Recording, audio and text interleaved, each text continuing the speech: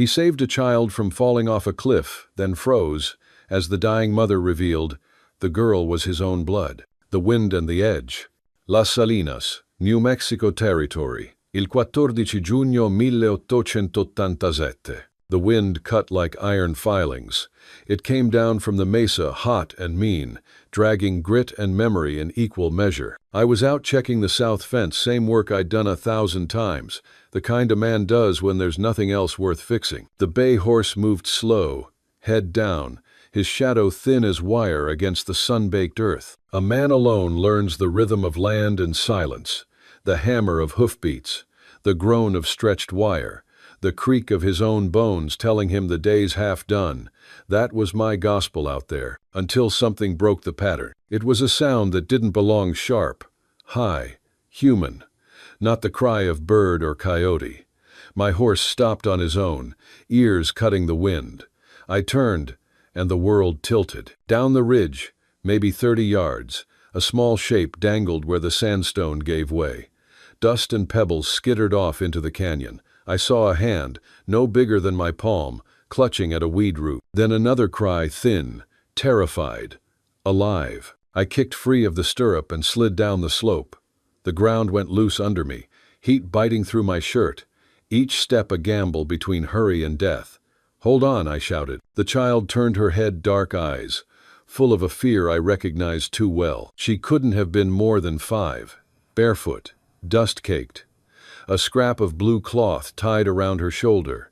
Her fingers slipped once and caught again, leaving red on the stone. I dropped flat, belly to dirt, stretching down till my shoulder screamed. "Easy," I said, low and steady. "I've got you." She blinked up at me, maybe not understanding the words but hearing the tone. Her left hand let go. I caught it before the wind could claim her. The root tore loose. The world went silent except for our breath. I pulled with everything I had left in me, and then she was in my arms, weightless, shaking, dust mixing with tears on her face. I set her down on solid ground, crouched so my eyes met hers. "You're safe now," I said, though the word felt fragile out here where safety's a joke.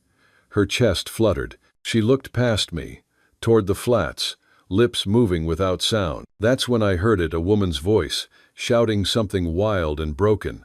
I looked up. A figure was running from the far plain, stumbling through sage and thorn, waving both arms. Long black braids snapping in the Sunday. The child stirred, reaching toward the sound. "Mama," she whispered, the words soft as breath through grass. I turned fully then, the horizon shimmering. The woman kept running, half falling, catching herself, refusing to stop.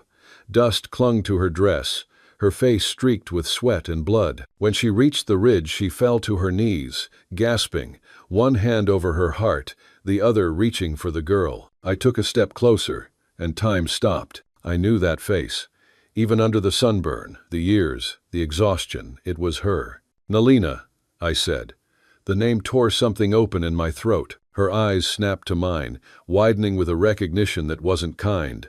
She swayed, catching herself on a rock. For a heartbeat, she looked ready to curse me, or strike me, or vanish back into the wind. Instead, she stumbled forward. I caught her before she fell. She was lighter than I remembered, bones sharp under skin. "You," she whispered.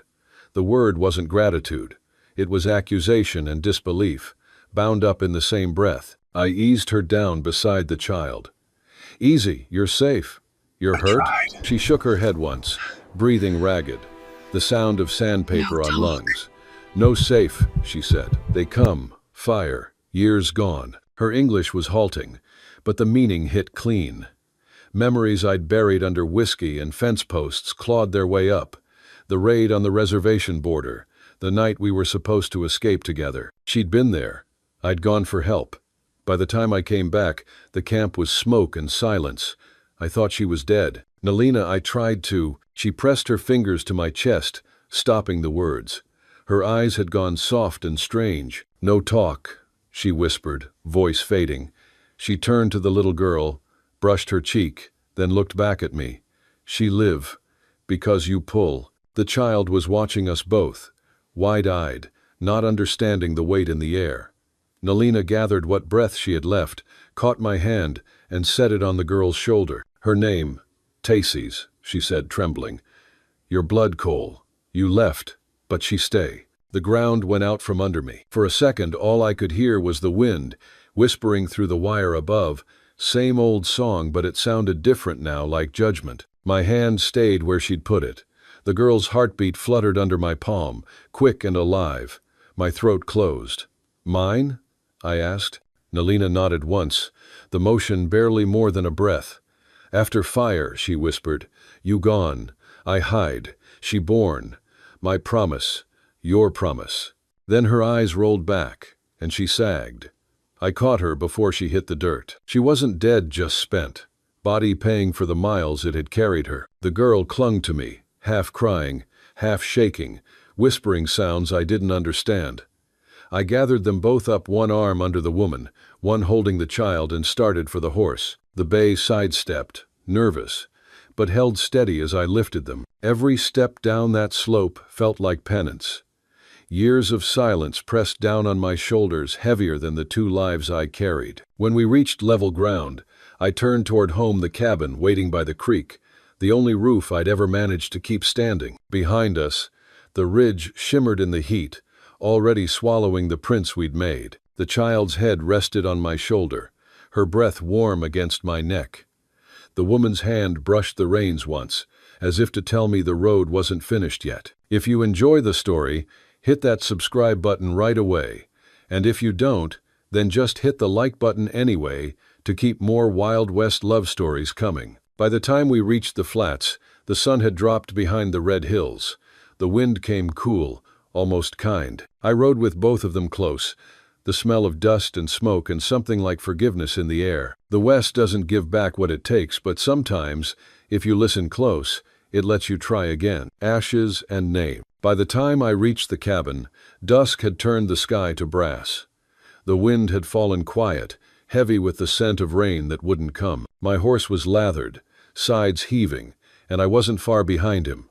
I'd carried weight before grain, tools, the dead, but never something that breathed like forgiveness and punishment in the same armful. The door stuck as I shouldered it open. The hinges groaned, same as they always had, but the sound felt different now, like the house itself was testing whether I still belonged. Inside smelled of old wood, smoke, and the slow rot of solitude. Dust hung in the air like the ghosts of all the words I never said. I laid Nalina on the bed, the child on a folded quilt near the hearth. The girl stirred, whispering something in Apache. Her small hand clutched my shirt till I pried my fingers loose. You're home now, I said, though I wasn't sure which of us I meant it for. The fire had gone to ash.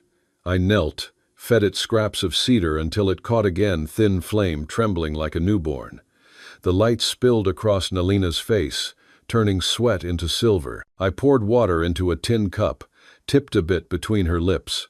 She drank slow, the sound soft, her throat working like someone who'd fought too long against thirst and ghosts. When her eyes opened, they found me with a steadiness that made the room smaller. You still live, she said.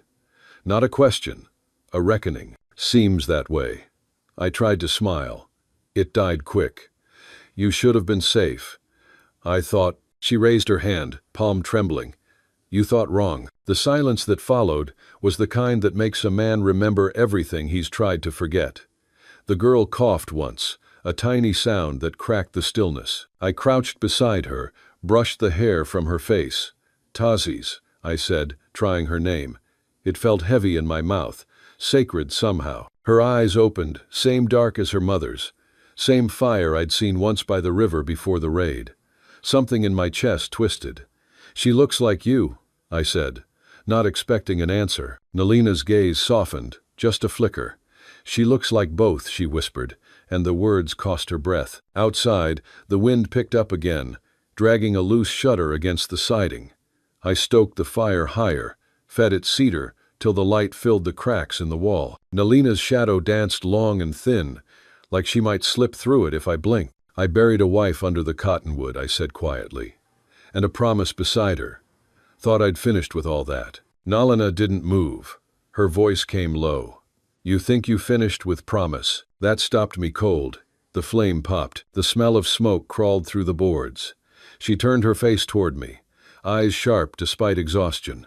"Promise is not grave," she said. "It wait." I sat on the edge of the table, elbows on my knees. "Then I reckon it's been waiting a long time." For a while, no one spoke. The child slept curled tight, hand clutching the rag doll I'd once made for another life. The doll's button eyes caught the firelight, two small moons watching over a world that didn't deserve them. Nalina's gaze lingered on the toy. "You still make things," she murmured. "Sometimes, when winter's long and the whiskey runs out." A hint of a smile ghosted across her lips. "Then winter must be long here. It's all I know how to stand." She looked at me for a time that felt like prayer. Then, softer, "You left for help that night." "I did. They said you trade us. Said white men come because you show the path." My jaw locked. "They said wrong." "I know," she whispered. "Too late. I hide. I wait. You never come." The words landed heavy, like stones dropped down a well that had no bottom. "I came," I said, voice rough. "But there was nothing left to come to. I buried what I found. Thought you were gone." Her eyes closed. "Now you know. She live. You live. That means something." Maybe it did. Maybe it was just another wound, refusing to close. I didn't have answers, only the sound of the fire and the small breaths of a child who carried both our sins. Thunder muttered far off, but no rain came. I rose, pulled a spare blanket from the shelf, and spread it near the fire. "You rest," I said. "I'll keep watch." Nalina shook her head faintly. "You already watch too long alone." That line cut clean. I didn't answer. Instead, I sat down beside the girl, back against the wall. Her small fingers, even in sleep, found mine like roots finding water. I let them stay. The fire cracked. Shadows crawled across the floorboards. For the first time in years, the cabin didn't feel like a tomb. It felt like a heartbeat learning its rhythm again. After a while, Nalina spoke, eyes half open, voice somewhere between dream and confession. "They will come again. Men who follow the trail.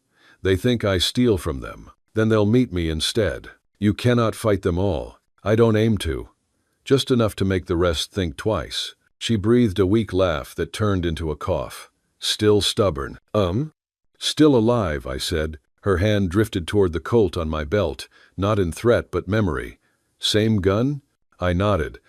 "Same sin too." She looked into the fire. "Maybe sin keep you alive, but not forever." Outside, lightning blinked without sound, the kind of storm that promises but never delivers.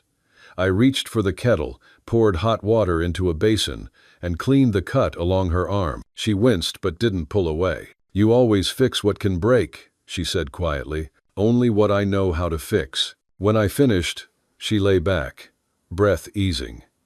I moved to the window, watching the plains fade to shadow. Coyotes sang somewhere down the ridge, a lonely chorus that made the night feel wider. Behind me, she whispered, "The child will wake hungry. I've got jerky, cornmeal, little honey left from spring. She will ask for you. She don't even know my name." Nalina's voice trembled. "She knows. I tell her stories, of man who saved us once, of man who walk alone." I turned, throat tight. "You shouldn't have." "Why?" "Because that man failed you." She shook her head slow. "No. He live." That enough for her to hope. The room swayed in the flicker of firelight. The words lodged somewhere deep, where guilt and grace mix into the same ache. I looked at the girl again, her small chest rising steady, the doll pressed close. Maybe hope was a thing born from ruins. Nalina closed her eyes, whispering something in her tongue, a prayer or a warning. I couldn't tell. I caught only one word, Hojua, the Navajo word for harmony, though she was Apache. Maybe peace crosses tribes when the heart's tired enough. I leaned my head back against the wall, the heat soaking through my boots, and listened to the breathing of two souls I'd never expected to share a roof with again. The west outside was still hard and mean, but inside that cabin, for the first time in a decade, there was something soft enough to hurt. The fire burned low, the wind pressed gentle at the door like it wanted in. Somewhere a nightbird cried and then thought better of it. I looked over at Nalina. Her eyes were open, watching me through the half-light. For a heartbeat, neither of us were ghosts anymore. The words hung strange in the cabin, half joke, half prayer to anyone still awake in the world. Outside, the horizon smoldered with heat lightning. Inside, the fire sighed, and three shadows leaned toward one another like branches remembering how to reach for light. "If you like Wild West love stories or Wild West stories," I said, voice breaking its long quiet, "drop a bunch of 1 second and your place in the comments for the Wild West Love channel. Tell me where you're listening from so I don't feel so alone out here." Tracks in the dust. Morning came slow and gray, the kind that fools a man into thinking peace might last. I woke before the fire died, out of habit more than rest. The air smelled of cedar smoke and rain that hadn't fallen, a promise half kept by the sky. Nalina was still asleep, her arm curved around the child. They looked too still for this land, like two pieces of a dream the desert would notice soon and try to steal back. I watched them a moment longer than I meant to. Then I swung my legs off the cot and felt the floor's chill climb my bones. The stove coughed when I fed it kindling. I poured yesterday's coffee grounds back in the pot, more out of hope than flavor, and stepped outside before the sun found its courage. The horizon was pale and wide, clouds hanging low, thick as old wool. My horse stamped near the post, ears twitching. He smelled something I couldn't yet. Out here, animals read the air better than men ever would. I walked the fence line, palm on wire. It hummed faintly, a low music of wind and tension. Down by the creek I found them 2 sets of tracks, horses shod, heading west but looping back. Fresh, no more than a day old. I squatted, thumb tracing the shape. Deep impressions, narrow shoes, ranch stock, not army. The sand still held their weight like the land hadn't decided whether to forget them. The wind shifted, carrying dust off the ridge. It smelled faintly of iron. Trouble always had a scent if you'd lived with it long enough. When I came back, the cabin was awake.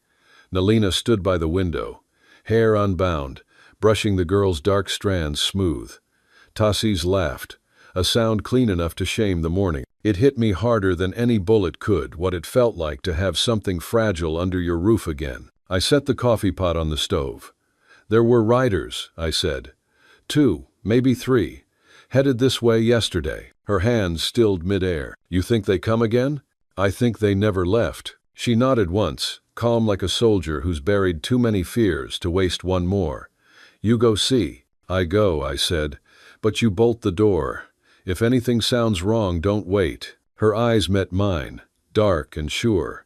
"We wait before. No more wait." That one sentence carried more weight than my rifle ever could. I wanted to answer comfort, promise. Anything but words live short out here. I settled for touching the doorframe, a gesture that meant stay safe in a language older than English. Outside, the day was sharpening, the kind of light that cuts mountains into blade shapes. I saddled up and rode slow, following the tracks till they broke toward the flats. The land felt different now that it held people I cared about. Every sound was louder, every shadow sharper. At the arroyo's edge, I found where the riders had stopped, boot prints near a cold fire, ashes still gray-soft. They'd been watching the ridge, maybe the cabin itself. I crouched, stirred the ashes with my knife, found a charred scrap of paper. My own name still clear, half a wanted notice. Not for crime, but for questions. Folks in town never forgave confusion. The border raid years back had left its scars, some on flesh, some on rumor. They'd painted me half traitor, half fool. That's the kind of stain a man can't scrub off, only outlive. A twig cracked behind me. I spun, rifle halfway up, then stopped. Just my horse, spooked by a jackrabbit. Still, my heart took a while to catch up. I lingered there longer than sense allowed, scanning the horizon. The wind carried small sounds, pebbles shifting, brush creaking, like the land whispering names I didn't want to hear. When nothing moved, I turned for home. By midday, the heat came back mean and sudden. The world smelled of dust and sage. Sweat salted my lips, tasted like memory. I rode with one eye on the ridge and one on the past, both of them equally dangerous. When the cabin finally showed, small and stubborn against the glare, relief hit me in the gut. Smoke rose steady from the chimney, signal of life, or at least defiance. Inside, Nalina was sewing a tear in her sleeve, needle flashing in the light. She didn't look up, just asked, "They come?" "Not yet," I said. "But they're close enough to think about it." She tied the thread, bit it clean. "Then we think together." I wanted to tell her she should leave, take the child somewhere safer, but I knew the answer before it left her lips. This land had already taken enough. To run would only give her ghosts new ground to follow. Afternoon crawled by. I split logs till my shoulders burned, fixed the barn hinge that had been whining for months, anything to keep my hands busy while my mind circled the same fence of what-ifs. Each swing of the axe felt like arguing with fate. The girl followed me for a while, chasing chickens, her laughter stitching holes in the silence. When she brought me a wildflower, a brittle stem, yellow as the sun, I stuck it in my hatband. She beamed like she'd just fixed the world. Maybe she had, for a heartbeat. By dusk, the light bled red along the ridges. I hauled water from the creek, scanning the brush for movement. Coyotes yipped far off, too early for night, which meant something bigger had pushed them aside. When I stepped back inside, the room felt smaller, warmer, dangerous in its comfort. Tassis was asleep again, her rag doll tucked under her chin. Nalina sat near the fire, mending a blanket edge, the rhythm of her needle steady as prayer. I sat across from her, the silence thick with everything we didn't dare say. Firelight painted her skin, copper and gold, soft where I remembered it strong. She looked up once, eyes glinting through the heat shimmer. "You still afraid of ghosts?" I shook my head. "Not the ones that talk back." A faint smile curved her mouth, gone as quick as it came. "Then you stronger than before, or just too tired to run?" Her gaze held me a moment. Same thing. Wind pressed against the cabin walls, dragging sand over the roof like restless fingers. I checked the rifle by the door, laid extra shells beside it. Habit born from too many bad nights. Nalina watched, quiet. Then she said, "If they come, you no fight alone." "You'd shoot?" "I shoot if I must." She reached for her bow short, carved from desert oak. The string hummed when she tested it. I'd forgotten how steady her hands could be. "Still works," she said simply. I nodded. "Then we got a chance." She turned back to the fire. "Chance enough."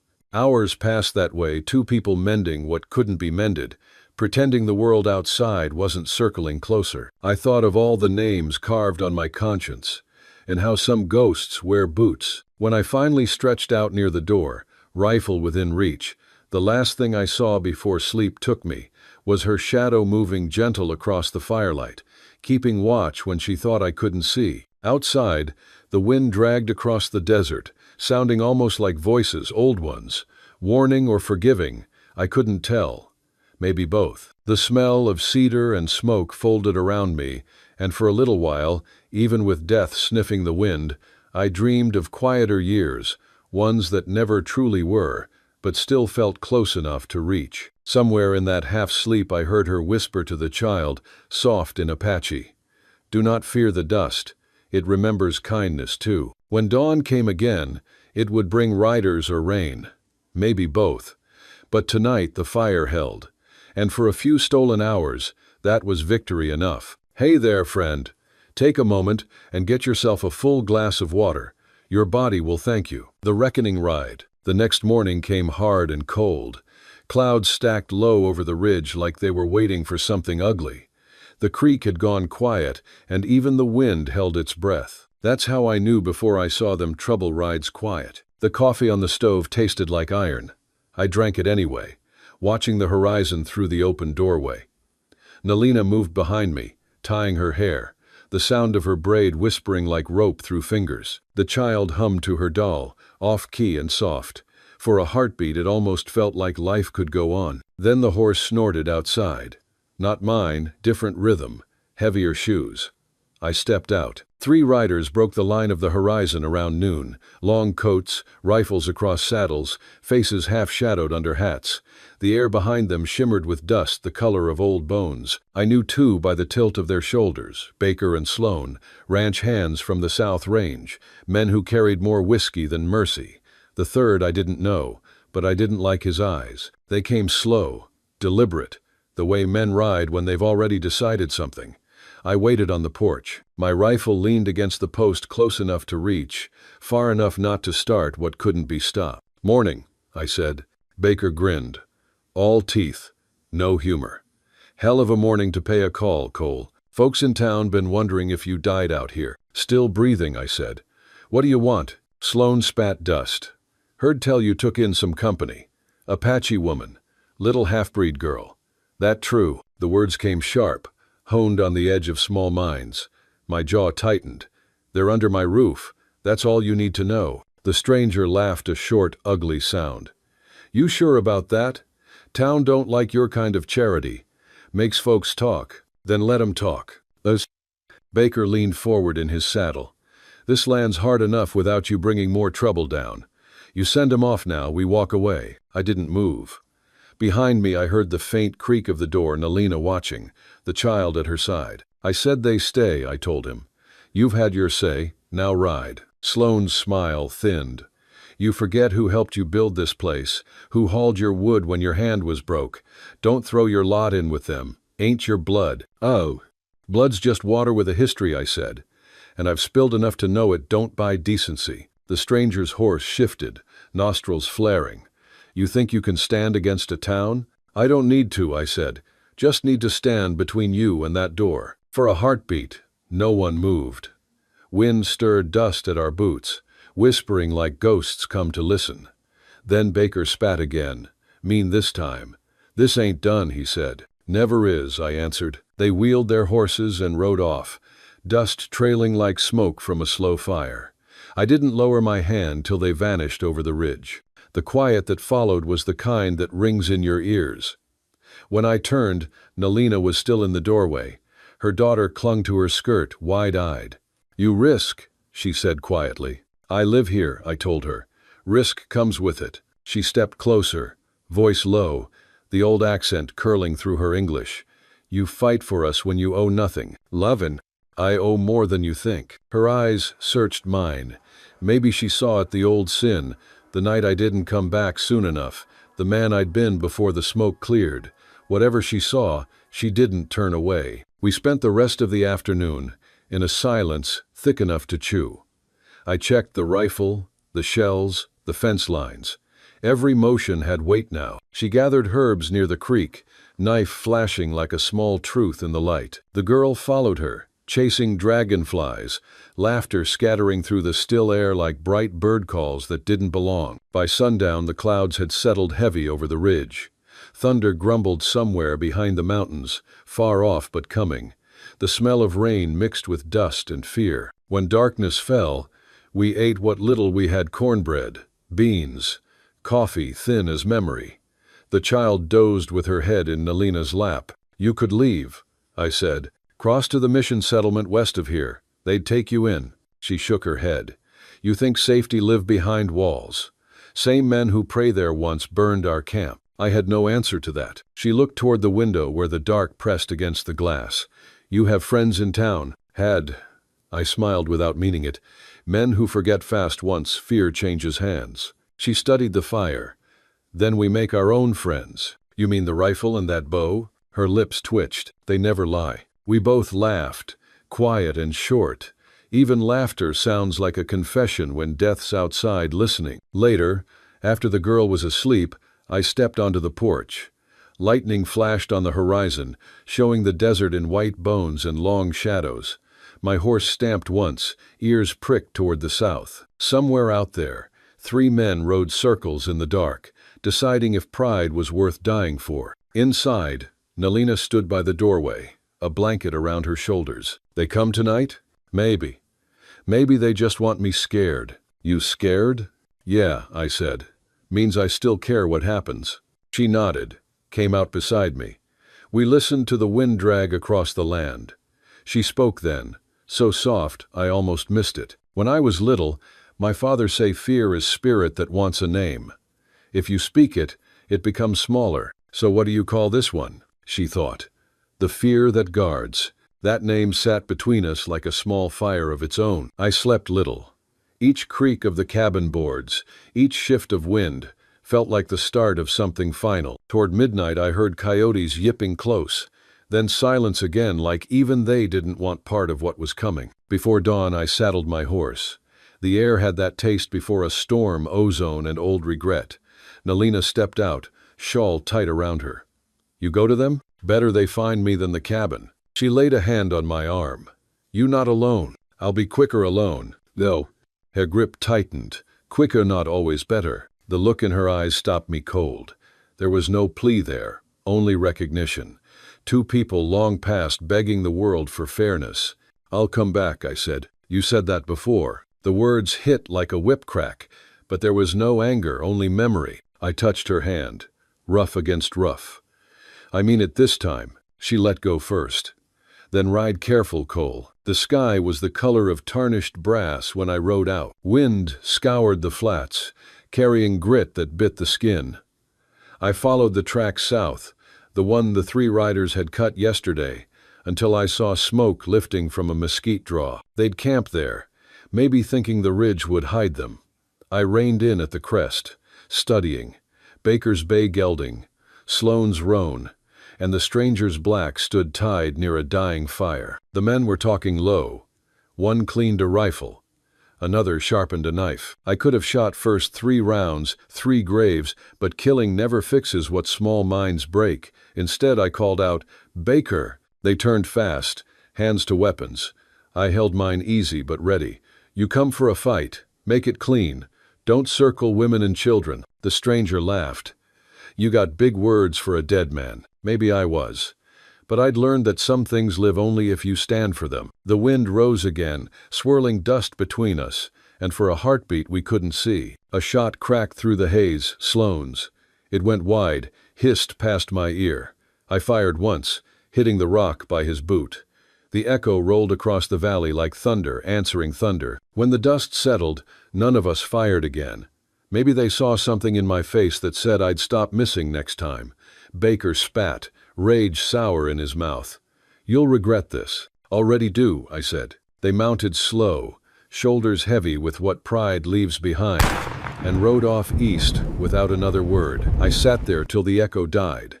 Then I turned home. The storm finally broke halfway back sheets of rain, cold and hard. It beat the dust down, washing tracks away as fast as they formed. Maybe that was mercy. Maybe it was warning. By the time I reached the cabin, the world smelled of wet earth and smoke.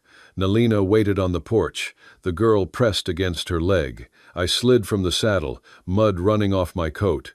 You come back, she said simply. I told you I would. This, her hand touched my cheek, just once.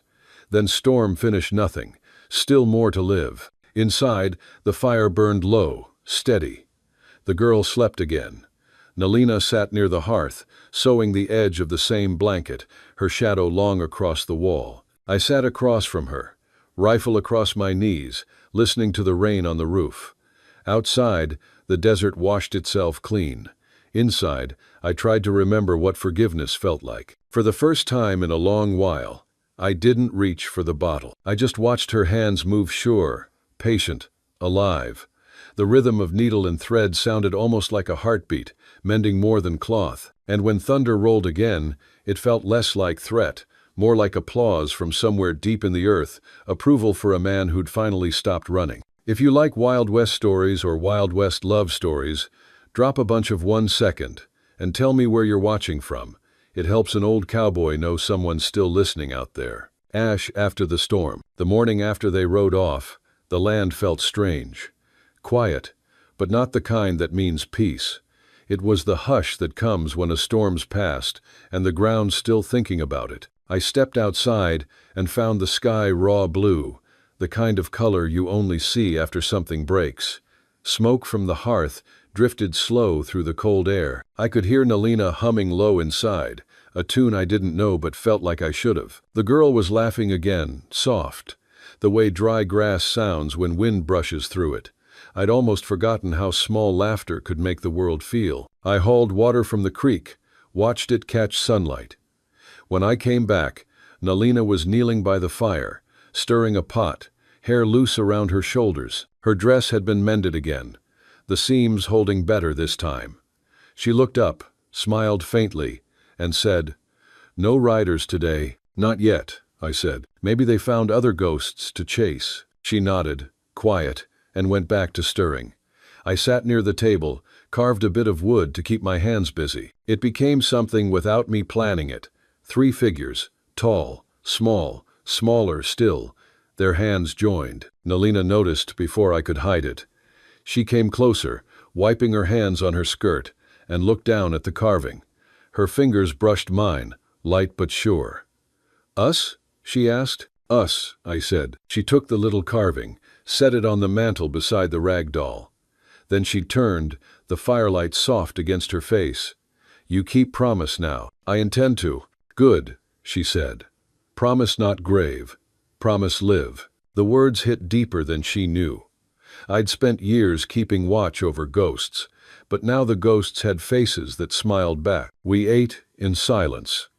The kind that meant comfort, not distance. The girl leaned her head against my arm at one point, half asleep, and Nalina watched with eyes full of things she didn't say. When the plates were clean and the fire burned low, she came to stand beside me. For a long time, she didn't speak. Then, almost a whisper, "We stay?" I turned toward her, saw the fear hiding behind the hope. "You stay," I said. "Both of you. This is your home as much as mine." Her breath caught, eyes wet with something that wasn't sorrow anymore. She reached out, her hand tracing the scar on my jaw. "No more alone," she said softly. "No more." I promised. We stood like that while the fire cracked low. The desert outside stretched wide and unbothered, same as it ever was. But inside, the air was full of something new, quiet, alive, unafraid. If you've made it this far, I know you're a true fan of WWL. From the bottom of my heart, I wish your day is filled with health and happiness, and may a little stroke of luck find you in the next 15 minutes. Don't forget to share it with me in the comment. Later that night, after the girl had fallen asleep, I sat by the window watching the moon drag its silver over the land. I thought about the men who might come again. I thought about the grave under the cottonwood and wondered if the woman buried there would forgive me for finally living again. Maybe she would. Maybe that's what forgiveness is, leaving space for someone to begin. Nalina's hand brushed my shoulder. "You think too loud," she said, smiling. "Can't help it." She leaned in, her head resting against mine. "Then think this tomorrow, we plant." "Plant what?" "Roots." The word settled into me like soil after rain. The West was still wild, still cruel, still waiting to take what it could. But that night, with her hand warm against mine and a small child dreaming by the fire, it felt like the world had paused long enough for a man to believe in second chances. The kind born not from forgetting, but from choosing to stay. This was no fairy tale ending, just life, raw and stubborn. And maybe that was enough. Cowboy love stories, Wild West love story, they're all the same thing, really. Folks trying to find a reason to keep living when the land tries to take it away. Today's story is about pains that seemed to have no way out until a small ray of light changed everything. Do you believe that, even in the darkest times, there's always a miracle waiting at the end of the road? And if deep down you still believe that God is watching over you, quietly arranging everything, then right now, leave a comment AMEN below this video. Because who knows, at the very moment you write it, a blessing may quietly find its way into your life. Ash Fork Station, Arizona Territory, the 12th of January 1879. A lonely trapper saved an Apache woman from the steel jaws of his own snare, and that snowbound night, between the cold wind and the cabin fire, 2 lost souls began to relearn the art of trust. The wind cut like iron filings. It hissed down from the Mogollon Rim, slid through cottonwoods and the tired boards of my fence, until the whole line sang in a low, cold wire note. The first sound of the day wasn't birds nor cattle, just that lean winter breath teaching a man to keep his jaw shut and his collar high. I was out early, walking the north stretch where the fence dropped toward the creek, checking posts, checking wire, checking the old steel traps I set for meat and trade when the herds thinned. Boots crunching frost, hands numb, same work as yesterday and the day before. Monotony holds a man together when the world won't. That was when I saw something that didn't belong to the land. At first it was only a lurch in the brush.